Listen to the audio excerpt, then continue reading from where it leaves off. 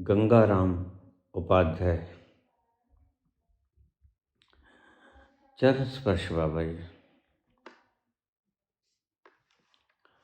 बाबा जी, राधा स्वामी सत्संग के बारे में आपका क्या ख्याल है?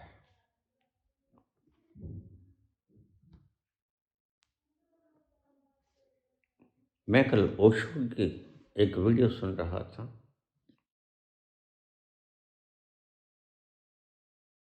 ओशो कहते कि वो चौहद में खंड में उलझे हुए।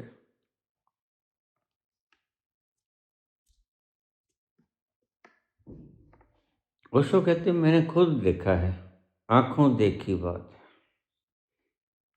मैं कहता आंखों देखी। तो वह 14वें खंड में उलझे हुए हैं, अटके हुए। ओशो कहते मैं 15वें खंड में।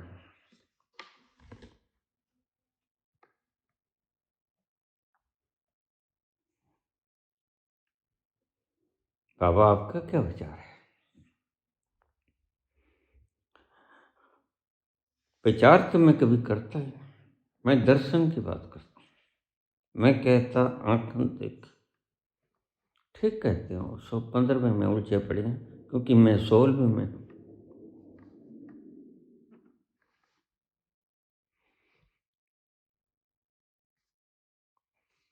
अब देखो, कोई मुझसे बड़ा पागल कब आता है जो 17वें में जाए? वह मुझे 16वें के अंदर छटपटाता हुआ देखेगा। पागलों की लंबी कतार लगी है।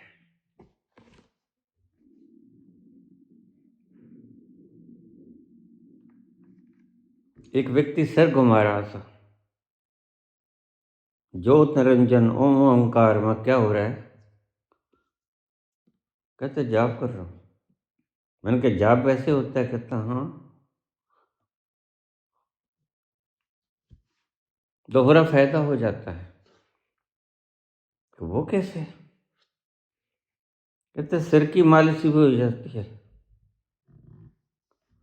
और भगवान का नाम भी लिया जाता है। ज्योत निरंजन ओम ओंकार।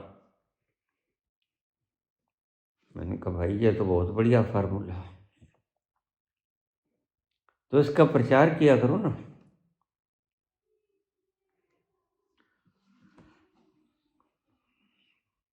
मैंने सुना है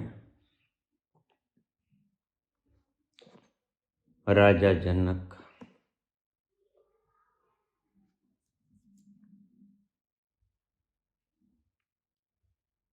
यमराज से बोले, हे यमराज, स्वर्ग तो मैंने देख लिया, अब मैं नरक का दर्शन करना चाहता हूँ।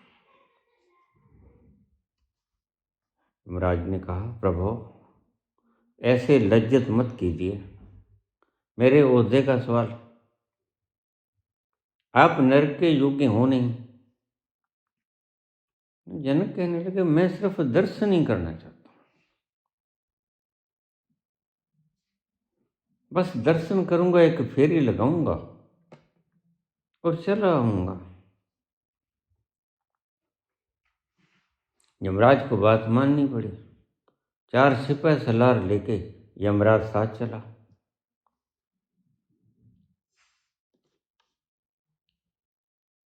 तो जहां जहां से राजा जनक गुजरे,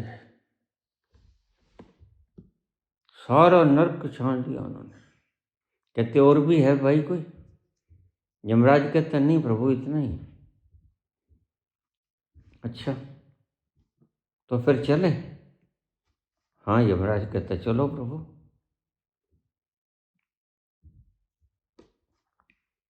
वापस आ गए। कहते हैं राजा जनक अपनी गद्दी पे बैठे थे और यमराज आ गया। चरणों में लोटपोट हो गया, रोने लगा ऊंचे ऊंचे।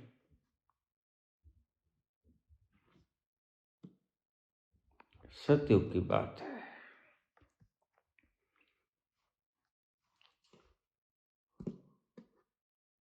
जनक भी 19 तरह के हुए, आपको शायद न पता हो।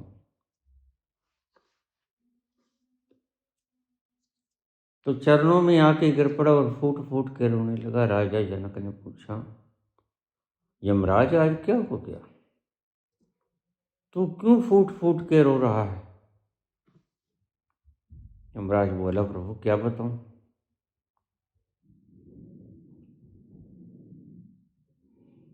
आपने फेरी क्या लगाई, सारा नरक खाली हो गया है। जनक बोले, अच्छा हाँ, अब मैं क्या करूं, मेरी दुकानदारी बंद,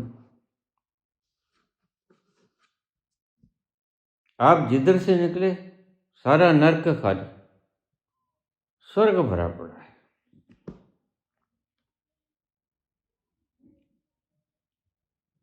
खूब जोर जोर से रोने लगे। राजा जी ने कहा, तू घबरा मत, घबरा मत पुत्र, तेरी दुकानदारी खत्म नहीं होने दूंगा। मैं आऊंगा कलयुग में अवतार बनकर,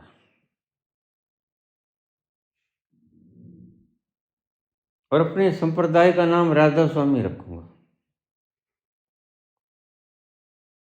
यमराज कहते, उससे तो और बुरा हो जाएगा,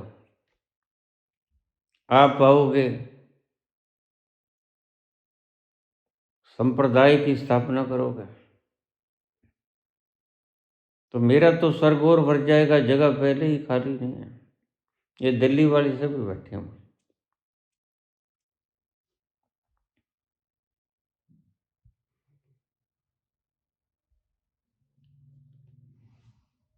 राजा जनक धीमे से बोले उसके कान में, यमराज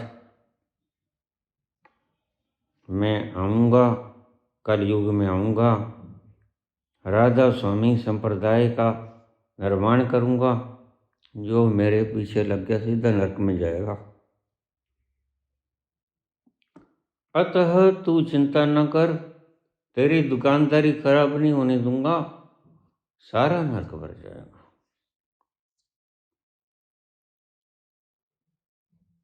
जय जयकार करता हुआ यमराज चला गया।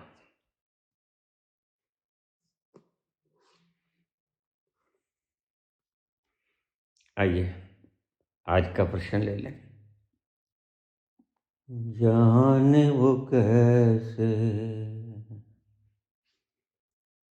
लोग थे जिनके प्यार को प्यार मिला, हमने तो जब कलियां मांगी, कांटों का हार मिला।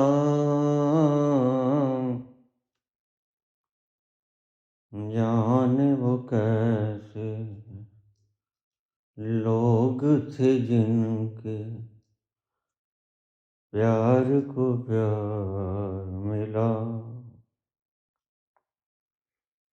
हमने तो जब कलियां मांगी, कांटों का हार मिला।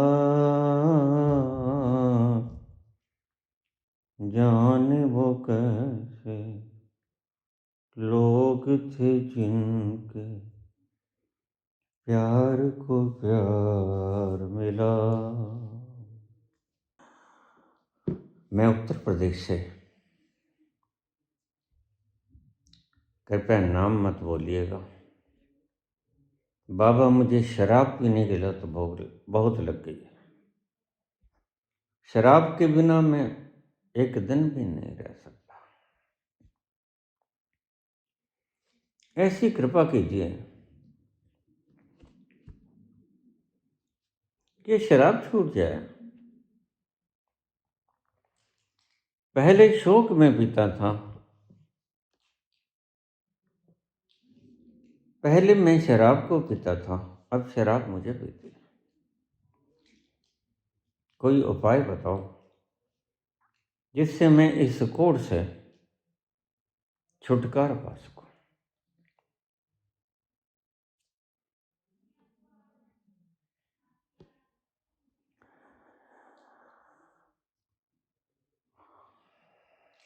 तुम ऐसे मूर्ख हो,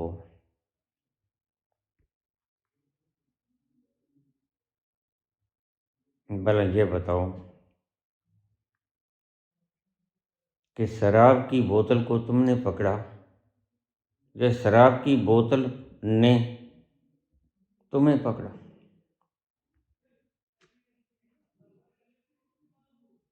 शराब की बोतल कभी किसी को पकड़ती नहीं, तुम शराब को पकड़ते हो।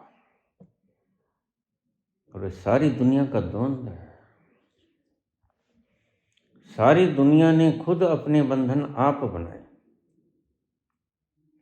और सारी दुनिया मुक्ति के लिए कराह रही है, जबकि सारे बंधन वो क्षण भर में तोड़ सकते हैं। ये बंधन बनाए किसने?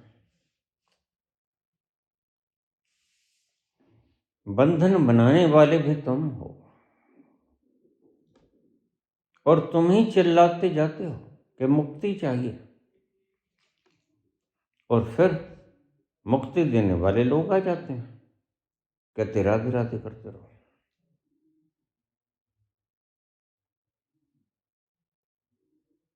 अब तुम्हें कौन समझाए कि शराब तुम्हें नहीं पीती है, तुम शराब को पीते हो।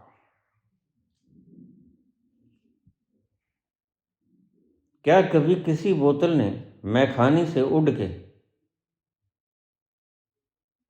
अपना ऊपर का ढक्कन खोल के तुम्हारे मुख को लगा कभी कि पी मुझे? नहीं लगा। तो फिर तुम शराब पीते हो कि शराब तुम्हें पीती है? यही गलतियां हम दोहराती चले जाती हैं सारी उम्र।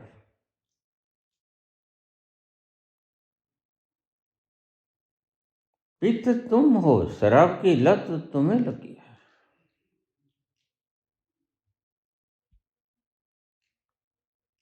हमारे पंजाबी में एक कविता है, ये नशा हुंदा शराब दी बोतलों विच,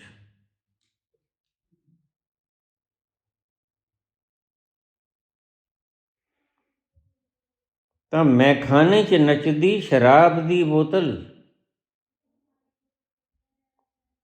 शराब की बोतल वहां टिकी थोड़ी रहती,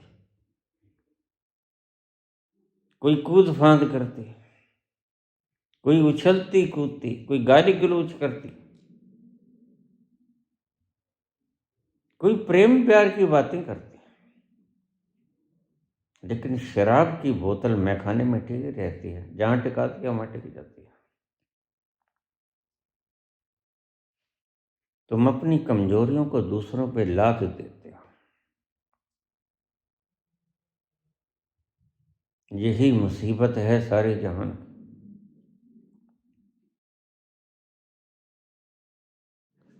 गुस्सा भरा पड़ा है व्यक्ति के भीतर, और छोटी सी बात के ऊपर वो गुस्सा बाहर निकलता, कैथारसिस होता। जिस गुस्से को तुम छत पे जाके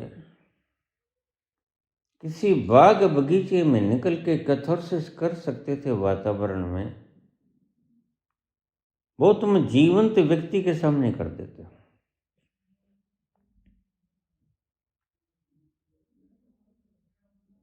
और आगे तुम जिसको कुछ कहते हो वह तुमसे भी बड़ा मूर्ख है, वह बुद्ध नहीं है, समझ लेना। वह फिर प्रतिक्रिया करता है, फिर तुम ज्यादा प्रतिक्रिया करते हो। ऐसे प्रतिक्रियाएं प्रतिक्रियाएं बढ़ती ही चली जाती हैं, और एक दिन मामला कत्लो गारत पे आ जाता है। न तुम्हारा कसूर है, न उसका कसूर है। अगर एक पक्ष ये जान ले, एक प्रश्न और भी ले लें, हमारे घर में क्लेश रहता है, मेरा पति अपनी माता की बातों को ज्यादा मानता है, मेरी बात की परवाह ही नहीं करता। अरे भाई, तुम्हें अभी 3 साल हुए हैं आई को, और 35 वर्ष वो माता की छत्रछाया में रहा है। जरा 35 वर्ष हो तो चले दो।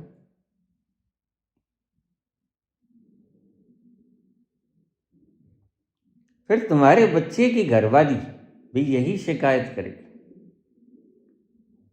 कि मेरा पति अपने घरवाले से ज्यादा प्रेम करता है। तुम अवधि माप लिया करो, यहीं भूल हो जाती है तुम्हारी। घर में क्लेश रहता है, क्या करें बाबा। मैंने बहुत बार तुम्हें तरीका समझाया,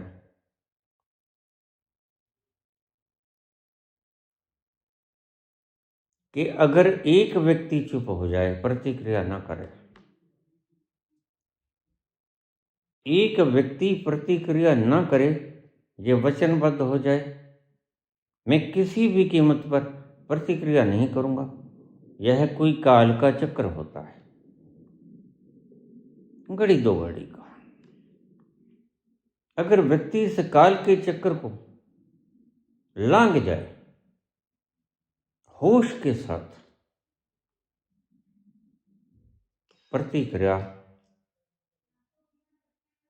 प्रतिक्रियाओं में नहीं बदलेगी और घर में शांति का माहौल नहीं टूटेगा, एक छोटा सा सूत्र तुम्हारी जिंदगी को स्वर्ग बना सकता है। अभी तो तुम स्वर्ग में नहीं हो, अभी तो तुम स्वर्गीय हो जाते हो, स्वर्गीय हो जाते हो। सारी उम्र इन्हीं प्रतिक्रियाओं को करते करते तुम स्वर्गीय हो जाते हो, घर को स्वर्ग नहीं बना सकता। फिर तुम आगे से जवाब देते हो, मैं क्या करूं बाबा, मैं तो बहुत कहता हूं, तुम चुप कर जाया करो। बस यही गलती है हमारी। तुम दूसरों से अपेक्षा करनी बंद कर दो। जो करना है उसका आगाज तुम खुद करो।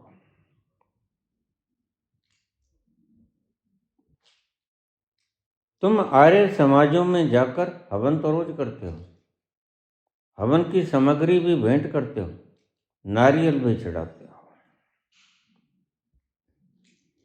लेकिन तुमने इससे सबक क्या सीखा?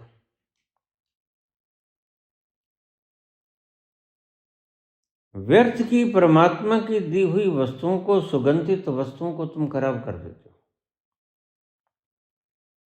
यह फार्मूला था घर में शांति लाने के लिए। इस अग्नि में सामग्री की तरह आहूत हो जाओ, सामग्री को आहुति मत बनाओ, स्वयं आहुति बन जाओ।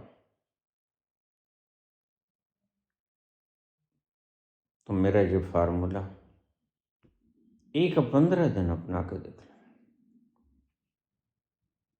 अगर कोई भी एक व्यक्ति त्याग करने को राजी हो जाए और वो तुम ही हो जाओ, दूसरे से अपेक्षाओं को त्याग दो। दूसरों से अपेक्षा मत करो कि वह क्यों नहीं करता, ये शिकायत शिकवे छोड़ दो। तुम्हें कोई बुरा भला कहे, गाली निकाले, तुम शांत बने रहो। पहले पहले उबाल आएगा, लेकिन अगर तुम उस उबाल के संग हो लिए तो मामला पता नहीं कहां जाके रुकेगा। उसके संग मत होना, चुपचाप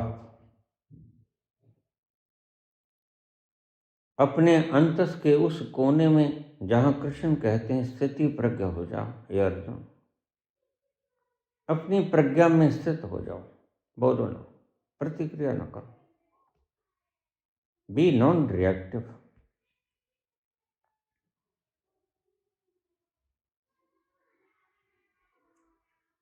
फिर तुम पाओगे 1 दिन, 2 दिन, 5 दिन, 10 दिन, सारे घर का माहौल बदल जाएगा।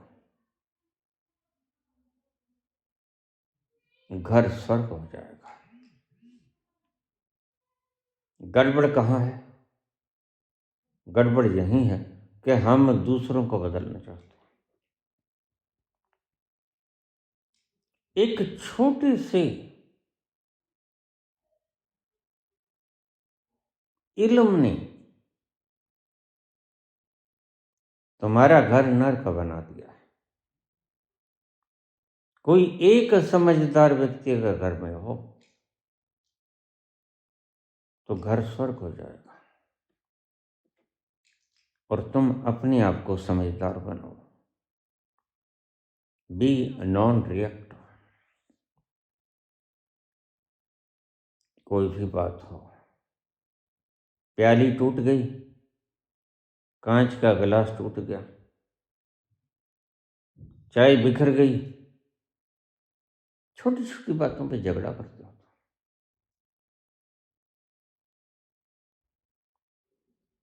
सब्जी में मिर्च कम थी, नमक कम था या ज्यादा था, बस तुम्हें क्लेश का मौका चाहिए।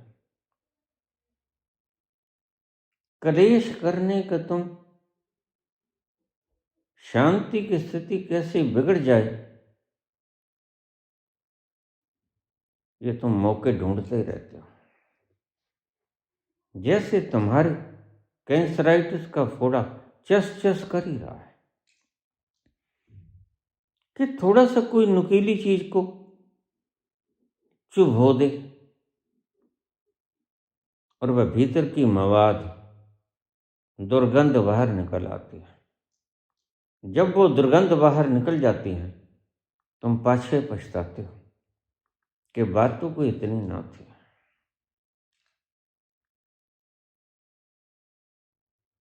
हुआ क्या, कसूर किसी का नहीं होता,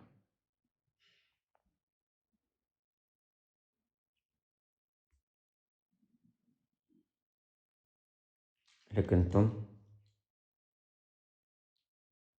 धोखा खुद को दे लेते हो।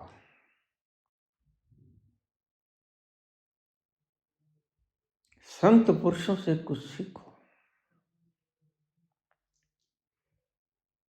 मुझे लोग कह देते हैं, पापा तुम बोलते हो, हम तुम्हें मार देंगे। बोलने का अधिकार तो सभी को है।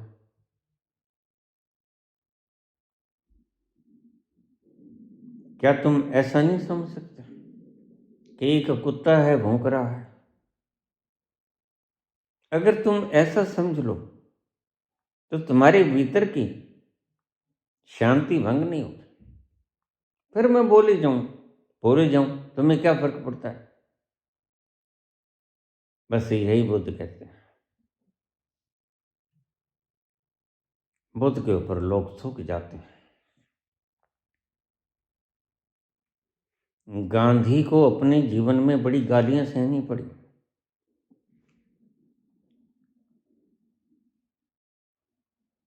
अभी पिछले दिनों सेना का एक बहुत बड़ा नायक कहता, ये आजादी तो मिली सुभाष चंद्र बोस के कारण। और दूसरा व्यक्ति झगड़ा कर रहा है। मैंने कहा बात सुनो, आजादी मिल गई ना, मिल गई, तो तुम झगड़ा क्यों करते हो? आनंद क्यों नहीं मनाते? आजादी का जश्न क्यों नहीं मनाते? लेकिन क्या करें, अब आजादी मिल गई, हम बहस करेंगे क्योंकि तुम्हारा खोपड़ा भरा पड़ा है, मवाद से भरा पड़ा है। अहंकार की ये आदत। अब इस बात को गौर से समझ लेना। अहंकार श्रेय लेना चाहता है, और जो तुम्हें श्रेय दे देंगे कितनी देर के लिए श्रेय रहेगा, वो भी एक दिन चले जाएंगे। तुम जिस नाम के लिए सारी जिंदगी बर्बाद कर देते हो, वह सारी जिंदगी उस नाम के भीतर डूब जाने से तुम जिस आनंद को प्राप्त करते उसका तुम्हें पता ही नहीं है। अन्यथा तुम ये कीमती वक्त खराब ना करते। वक्त इतना अमूल्य है कि उसी लम्हे में तुम घृणा की आग में जल सकते हो, और उन्हीं लम्हों का तुम प्रेम की सुगंधी से आनंद और लुत्फ उठा सकते हो। मर्जी तुम्हारी है। तुम आग में जलो तो कौन रोके तुम्हें? तुम जलना चाहते हो। विलियम शेक्सपियर ने एक बात कही कि कोई तुम्हें गाली निकालता, कसूर उसका, दंड तुम खुद को देते हो जल के, राख तुम हो जाते हो किसने गाली क्यों निकाली। उसकी स्वतंत्रता है। और ध्यान रखो, गाली निकालने वाला व्यक्ति, बुद्ध के मुंह पर थूक देने वाला व्यक्ति रात भर चैन से सो नहीं पाएगा, और तुम्हें उनकी हालात का पता ही नहीं होगा।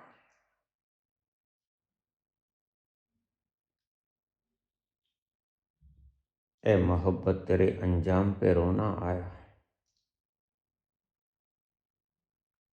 कोई बुद्ध के मुंह पर थूक कर तो चला गया, लेकिन उसकी रात कैसे बीती इससे तुम वाकिफ नहीं हो।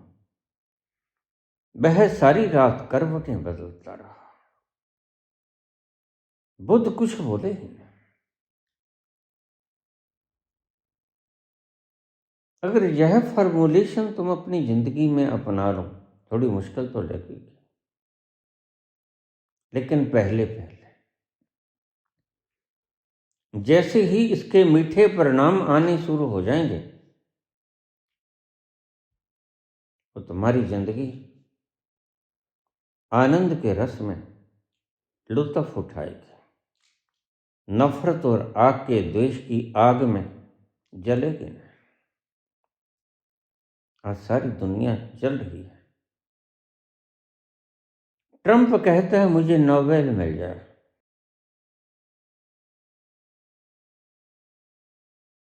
दूसरे देशों के राजनेता कहते हैं कि हमें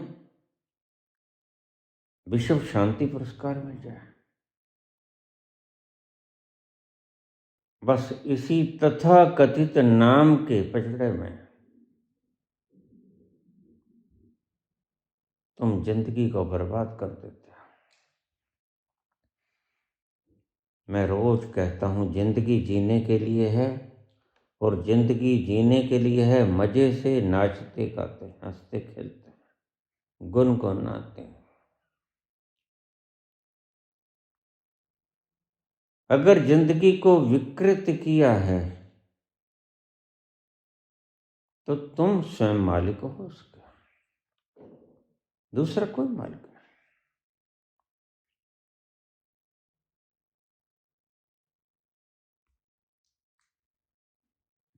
बुद्ध निकल रहे हैं किसी जगह से, अंगुली माल का पता चलता। उसके साथ उसके शिष्य हैं 50,000। वो शिष्य भी क्या शिष्य,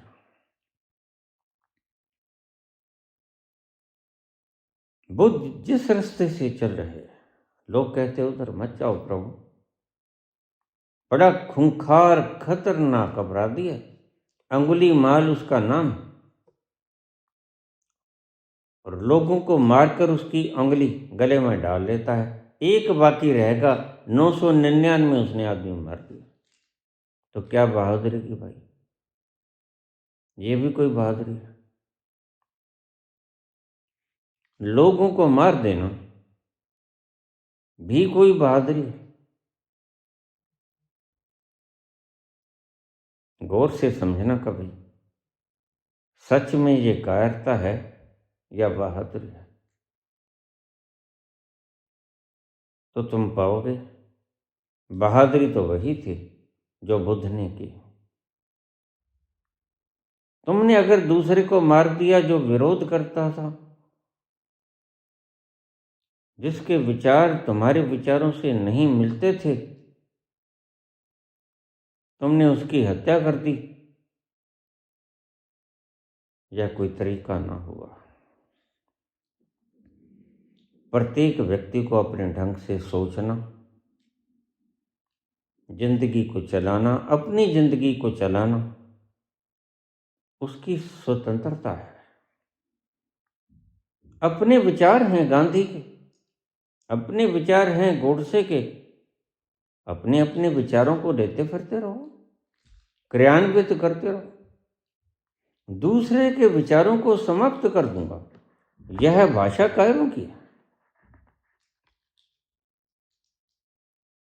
यह भाषा वीरों की नहीं होती। वीरों की भाषा होती है कि मैं किसी को नहीं बदलूंगा, वरन स्वयं बदल जाऊंगा। यह वीरों की भाषा है।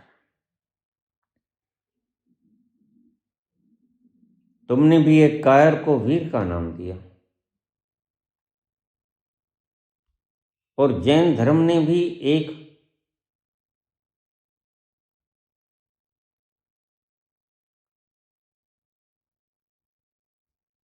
संत को वीर का दर्शन दिया। वह अवतार है उनका, तीर्थंकर है उनका, और वीर नहीं, वो महावीर है। वर्धमान को महावीर का खिताब मिला। क्यों? क्योंकि वर्धमान ने वो काम कर दिखाया जो तुम चाहते हुए भी नहीं कर सकते। वर्धमान कहते दूसरों को नहीं बदलना है,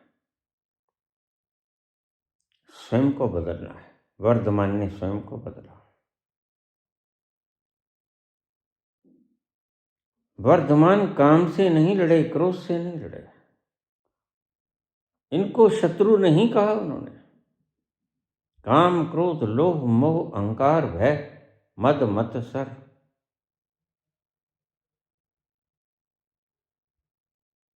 वर्ण स्वयं को इनसे अलग कर लिया।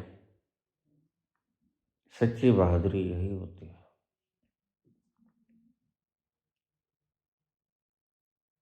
अपने विकारों के ऊपर विजय प्राप्त करना, और नकली नकली नहीं। विदेश में जाकर बच्चे पैदा करो, देश को लूटो, ये कोई ढंग ना हुआ। ऐसे लोगों को मैं समझदार प्राणी नहीं कहता।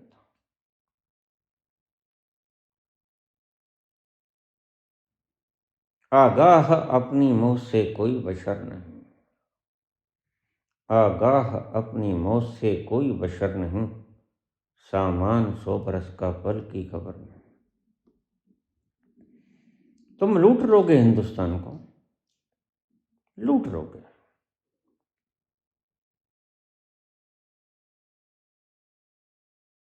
लेकिन क्या पल का भरोसा है? बस एक तरफ यह सोचने शक्ति, और एक तरफ ईसा मसीह की सोचने शक्ति। ईसा मसीह शांति से मर भी सकते हैं, ईसा मसीह शांति से सलीब को चूम भी सकते हैं, और तुम जीते जी तुम्हारे ऊपर कोई लाल आंखें करके देखे, इसको भी बर्दाश्त नहीं कर सकते। तुम वीर हो? क्या ये वीरता का प्रमाण है? ईसा मसीह कह रहे थे, दोपहर का वेला हो गया, भूख लगी। उन्होंने हाथ आसमान की तरफ उठाए, oh God, I am hungry, please provide me food. हे परमात्मा, मैं भूखा हूं,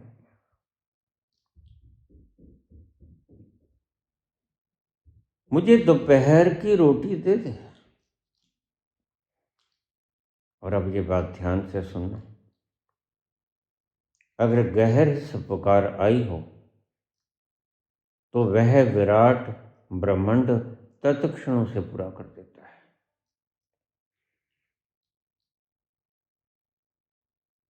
तुम्हारी तृष्णाएं, तुम्हारी वासनाएं, तुम्हारी इच्छाएं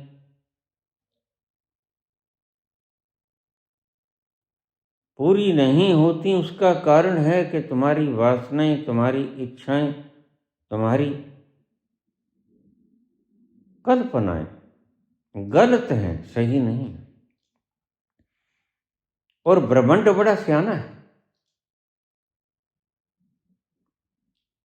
इसलिए ब्रह्मांड नकार देता है। लेकिन जिसकी वासना भी सच्ची है, परमात्मा तत्क्षणों से पूरा करता है। सच में भूख लगी है और वह रोम रोम का वासी, वह सबके भीतर बाहर रहने वाला जानता है कि वास्तव में भूख लगी है।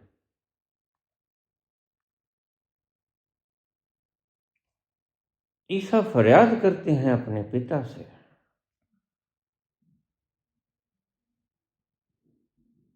हे वात्सल्य से परिपूर्ण मेरे पिता, मैं भूखा हूं, भूख लगी है, मुझे दोपहर का भोजन दे दो।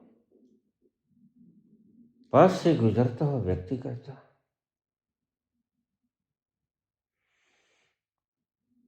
वह तुम्हारा प्यारा पिता है, तुम कहते हो मैं उसका प्यारा पुत्र हूं।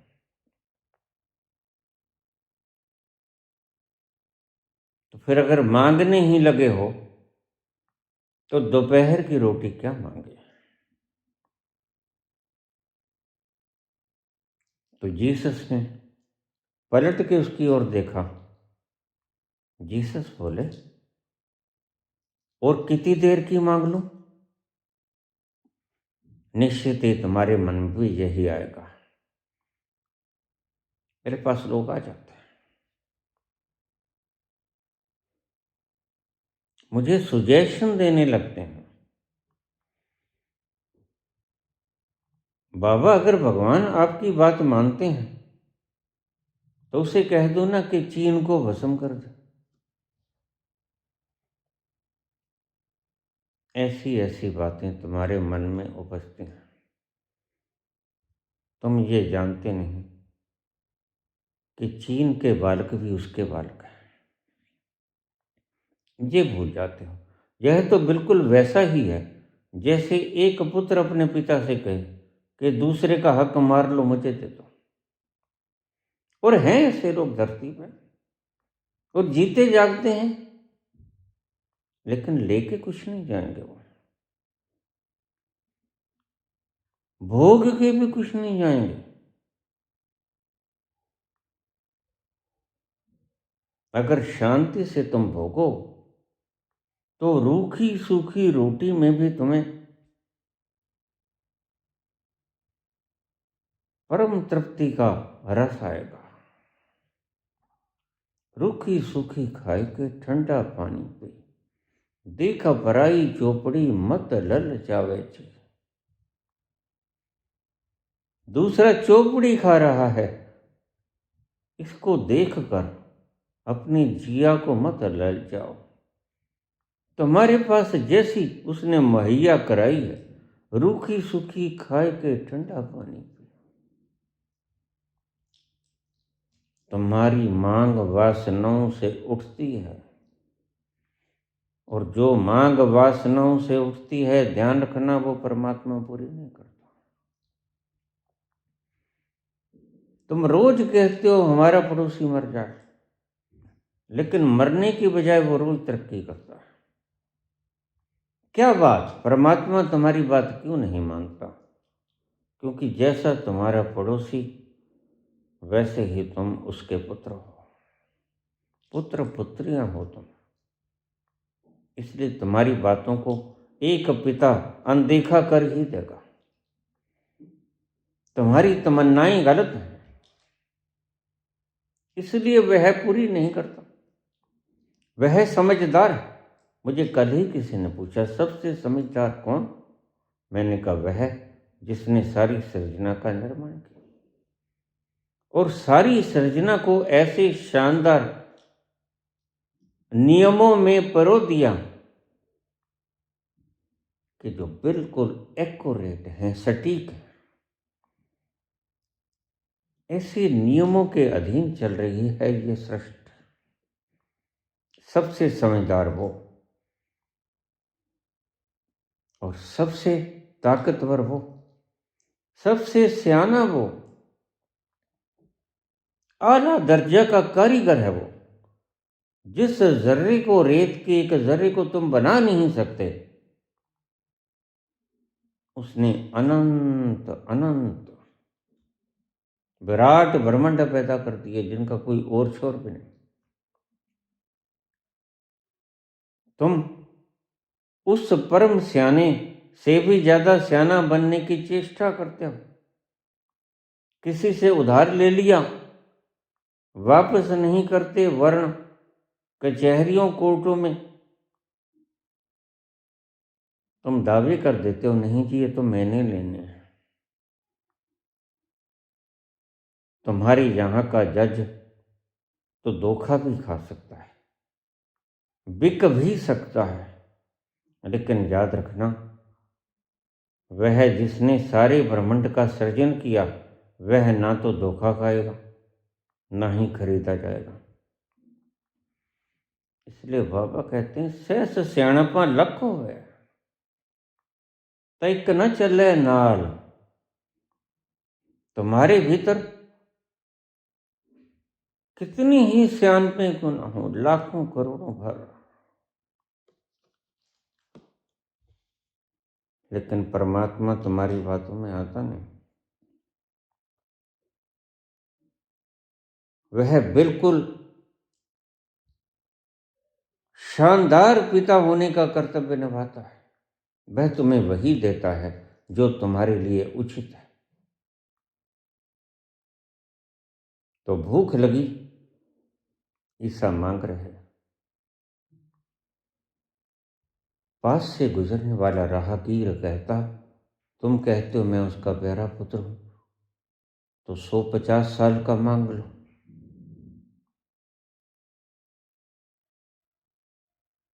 ध्यान रखना,